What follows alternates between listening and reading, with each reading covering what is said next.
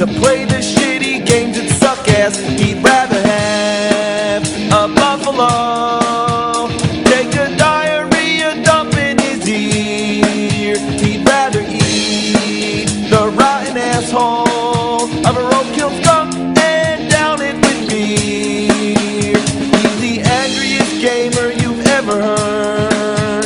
He's the angry Nintendo nerd. He's the angry Atari Sega nerd. He's the angry video game nerd. Ghostbusters. It was one of the most successful comedies of the 80s and one of the most popular franchises I remember as a kid. There's a sequel, a cartoon series that ran for 7 seasons, a huge amount of merchandise, and a line of action figures. You got the Firehouse, which was awesome. You got the Ecto-1. You got Slimer, the Marshmallow Man. Yeah, he's a little dirty, you know. The dog shoved him up his ass. You had all the Ghostbusters. Then they came out with versions that made facial expressions. Then there's this car that turns into some praying mantis or something. Then you had all these weird ones I don't even remember from the show. This one, I don't think... Oh, that's not mine. Get that the fuck out of here. And every kid on the block needed a proton pack, and even though it's plastic, in our minds, it's an unlicensed nuclear accelerator. Then you got the Ghost Trap, which doesn't work anymore because it's a piece of shit. Then you got the PKE meter, which always reads .03 and always shows a ghost.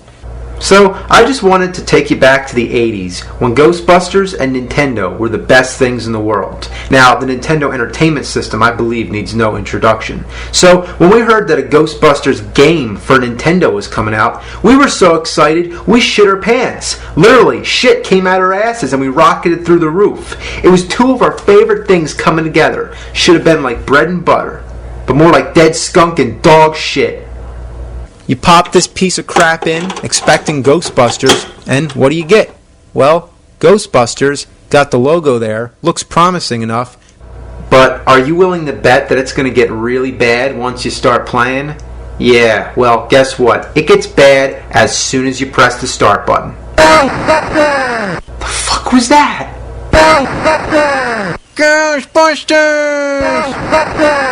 Now, don't get me wrong, I'm not trying to criticize the game for its lack of voice clarity, but you hear how bad this sounds? Let this set the tone for the rest of the game. So here's the main screen. This is it. This is Ghostbusters on Nintendo. This is my wasted childhood you're looking at. I don't even need to comment. Just look at it. It's shits for the birds. Okay, we gotta come up with a game about Ghostbusters. What can we do? How about just have the Ghostbusters logo floating around playing tag with cute little yellow ghosts? So if you like Ghostbusters, it's right up your alley. More like up your ass. Now for music, you got the Ghostbusters theme song, which sounds like a decent 8-bit rendition, but there's one problem. It's the only song in the whole game, and it never, ever stops. It starts playing from the first screen all the way to the end of the game. It drones over you, makes your brain go numb, and then when it gets to the end of the song, it pauses for a second, then it loops again. So you better get used to it. But let me tell you, that 1 second when the music stops, it feels so satisfying to hear dead silence, even for just one brief moment, to put your mind at peace. So seriously, what am I doing? Why am I just a Ghostbusters logo floating around playing tag with ghosts? Well, from what I understand, the more ghosts that go into the Zool building in the center, the more the PKE energy goes up, I guess. And what happens when it goes up all the way? I don't know. So the Stay Puft Marshmallow Man appears or some shit like that. But I'm not here to try and figure out how the game works. I'm here to retell my experience as a gamer. Now, what am I trying to do? What is this white box that keeps appearing when I press the B button? Well, I'll explain later. So, here's what you're supposed to do. You need to find which buildings have ghosts in them. And they vary at any point in the game. So you need to go around the city, and when you touch certain buildings, they blink red. And that means that there's a ghost in there. You try to enter, and oops, you can't do that yet. You need to buy your proton pack and ghost traps. The Ghostbusters don't have their own equipment, so they have to go buy it from a store. So this is it. This is the ghost busting store. When and where would there ever exist a store that sells equipment for catching ghosts? And if the Ghostbusters aren't inventing their own gadgets, then who the hell is? Anyway, buy your shit, then get out. Now we can see that weird white box shows you what equipment you have. and you can hold 4 items at a time. Go find a blinking red building and then go in.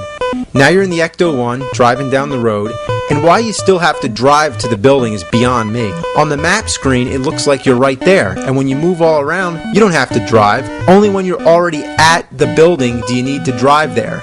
Well, every other car in the city is out to hit you. They move back and forth, nobody stays in their lane, so it seems like the city actually has a bigger problem with drunk drivers than it does with ghosts. Oh, and guess what? When the cars hit you, who has to pay for the damage? You do. That's right, every car that hits you takes a few $100s away. It's bullshit.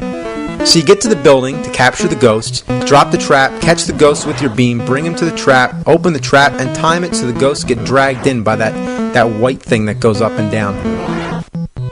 So keep going around, finding buildings to go in, avoid drunken drivers, and catch more ghosts. When you catch ghosts, you get money, and you're going to need it to buy other stupid shit later. Now there's a time limit, so when you're catching these ghosts, your goal is to catch as many of them as you can. Most of the time, you'll probably be able to get all 4 of them, but sometimes they go somewhere you can't reach without buying a longer beam. But good luck catching enough of them so you can afford a longer beam. Sometimes they go too low, and you can't reach them there either. Now, whatever you do, don't cross the streams. This is an important safety tip thanks to Egon from the movie. It would cause a total protonic reversal. Try to imagine all life as you know, stopping instantaneously and every molecule in your body exploding at the speed of light. Now that's epic. Now every time you catch a ghost, you can't reuse the same trap. So if you try to enter a building, you might get a message that says you need an empty ghost trap. So you need to go to the Ghostbuster headquarters to empty the traps. When you get there, you may be baffled to see that the size of the car is the same size of the building. So as you're constantly running around, emptying your traps, you'll keep running out of gas. That's right, you can run out of gas in the game. How do you get gas? You need to go to the gas station. What happens if you run out of gas? 2 little fuckballs get out to push the car. Do you really have to go to the gas station at all? No, you can also slam in the gas tanks on the highway. So fuck the gas station. I wish it was that easy in real life. Need gas? Just run over the gas containers. So, because needing to get gas, needing to empty your ghost traps, and needing to buy stupid shit are all such a big part of the game, it would be wise from the beginning to buy a super trap as one of your first items. This trap you don't need to empty, so the regular trap is just a piece of crap. Another thing you might want to buy is the ghost vacuum. It's a vacuum that goes on the top of your car to suck ghosts in, which is a good idea to get a little extra money so you can hopefully make up for some of the damage that the drunk drivers cause. A ghost vacuum. Does there exist any store that sells a ghost vacuum? Let's find out. Hi, do you sell vacuums? Yeah. I'm looking for a special kind of vacuum. It's like shaped like a funnel, sort of.